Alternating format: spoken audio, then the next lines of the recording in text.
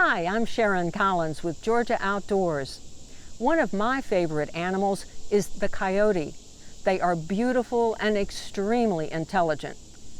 Here's the story of a famous coyote, Carmine. Chris Mowry and Larry Wilson are biologists who started the Atlanta Coyote Project. The first thing you should know is that coyotes are everywhere. They don't simply hang out in a forest, they are with us in the city and the suburbs. Georgia coyotes generally weigh between 24 to 45 pounds. They have pointed, upright ears and long, slender snouts. A big, bushy tail is also part of the package. And they don't walk like a dog. They kind of trot. One of the coolest things about them is that coyotes mate for life. This den is in a culvert. All these pups are living in a drainage pipe with their parents. You may begin to wonder how many places you're walking over that are homes for coyotes. This guy is the reason I discovered the Coyote Project. Carmine is quite the character. He has been captured on camera by residents in the Cobb County area because he loved to play with their dogs.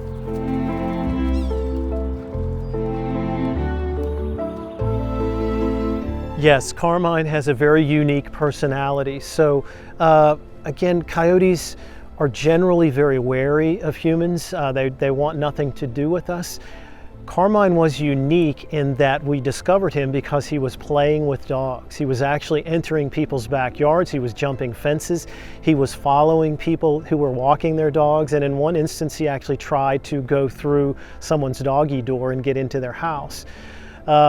Very unusual behavior for a coyote. He was not acting aggressively. He was still very wary of humans. People were not able to approach him, but he was very interested in playing with dogs. Another reason biologists were interested in Carmine is that he is solid black, which is rare. They decided to capture him because of all the places he traveled, most of them around interstates. And we undertook the capture of Carmine after a lot of consideration, because normally we would not interfere in the life of a wild animal. And Carmine was certainly a wild animal, and he really was not causing harm to anyone, but we were concerned for his safety. People were concerned. There was a lot of misinformation out there. There were threats to shoot Carmine. He might have gotten hit by a vehicle. He was going around a very busy part of town, the 285, 75 part of town. And so really for his own good, we intervened in his life, but we also had a situation where we had a place to take him, the Yellow River Wildlife Sanctuary, fortunately. We had permission from the state. So the stars aligned, as I often say, with Carmine, which allowed us to intervene in this animal's life.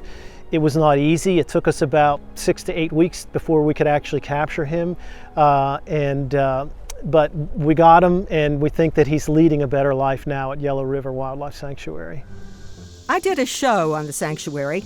That's the first time I saw Carmine. I had worked with the coyote keeper, Abby Patton, before, and Brandon Sanders was on the team that captured Carmine. So just watch your step when you cross over. Yeah, Larry warned me about that. So I'll go in and see.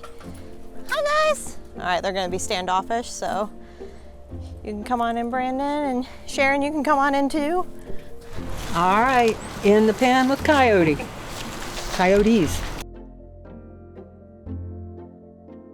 The coyotes were nervous, and none of us had any idea what they would do.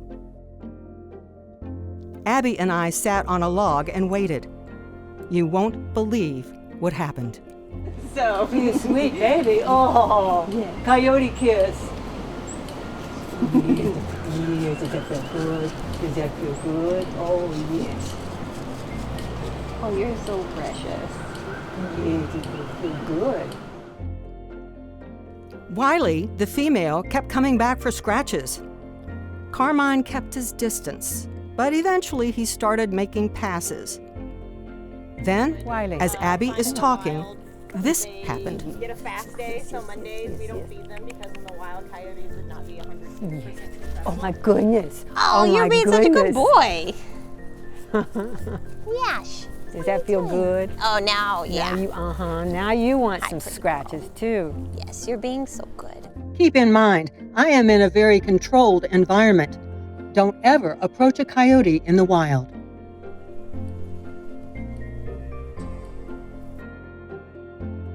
And then, what no one could have expected, Carmine came over and sat in front of me. Coyotes look soft and fluffy, but his hair is actually coarse. Carmine and Wiley kept coming back for more. You know, dinner time's just about coming up. So this is what I wrote about, these ears that are always up and that snout that's so pointed. They're really beautiful animals. I couldn't get enough of Carmine, and he kept coming back to me. Are you a good boy?